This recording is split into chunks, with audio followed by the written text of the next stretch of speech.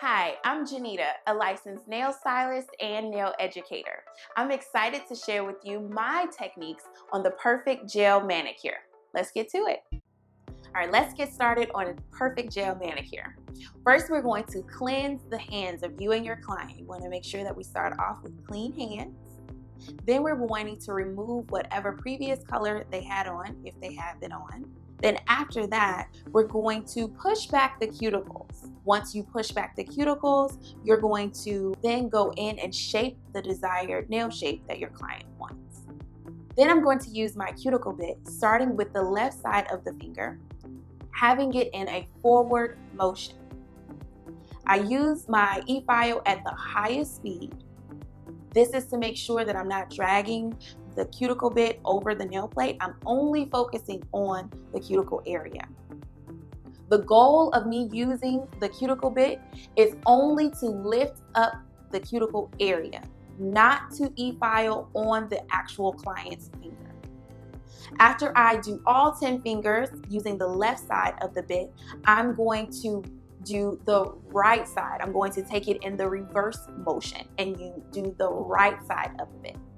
By me going into the reverse motion is going to lift up the skin that I couldn't get going into the forward motion.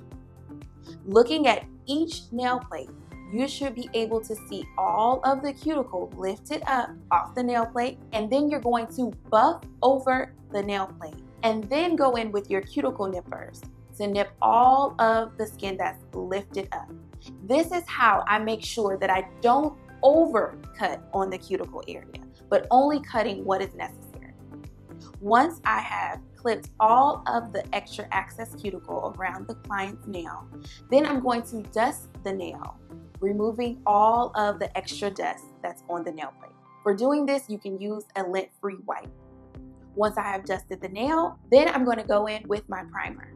I'm going to cure my primer in a UV or LED light for at least 30 seconds. I'm going to take out the first hand out of the lamp, and then I'm going to apply the first base coat. Once the first base coat has been applied, I'm going to allow that to cure for at least 30 seconds in an LED lamp. Then I'm going to pull out the left hand and do the same thing for it. Apply the base coat thin and evenly on the nail plate. Allow it to cure for at least 30 seconds. Then I'm going to apply the second layer of base coat. On this step, I'm wanting to make sure that if my clients have any divots or any indentions in their nail plate, I'm going to take extra precaution to add gel base coat to that area. So this is to make sure that when I'm applying the actual color, that everything looks nice and even. After applying the second layer of base coat, I'm going to place my client into the LED lamp for 30 seconds and allow it to cure. Then I'm going to do the same thing on the left hand. Then I'm going to pull out the right hand and do a method that I like to call dry brushing. The dry brushing method allows for the inhibition layer that's on the top of the base coat to be removed so that it can prepare for the polish to adhere to it. Sometimes if you're experiencing the gel polish kind of breaking away from the free edge, almost looking like water and oil mixture, it's because two things. Either the gel polish has not been shaking up enough, or the actual inhibition layer that's on the base coat is not adhering with the polish that you're doing. So this dry brushing technique will help with that. After you dry brush all 10 nails, you're going to then go in with your first even layer of gel polish. Now, it's very important this step. You want to make sure that you keep a French brush nearby, because this is going to allow you to clean up any area that you get the gel polish on. You don't want to cure the gel polish if it is in the cuticle area or on the side walls at all. You want to make sure that you pay attention to the detail and remove the gel polish as soon as you see that it touches the cuticle area or the side walls or the free edge at all. You want to remove that. Once you have applied the first thin, even coat of gel polish, then you're going to cure it for at least 30 seconds and go to the left hand. You'll go in with your second even coat of polish, cure that for 30 seconds. then go to the next hand. What I like to do is do a third coat of polish. Now, some people may be saying that this is overkill, but I don't like nail shadows. I want to make sure that the polish is even if the client is in the sun. Once I have cured this for 30 seconds on each hand, I'm going to go in with my top coat.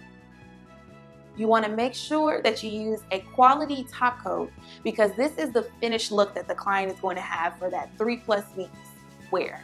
And you want to make sure that it's nice and shiny.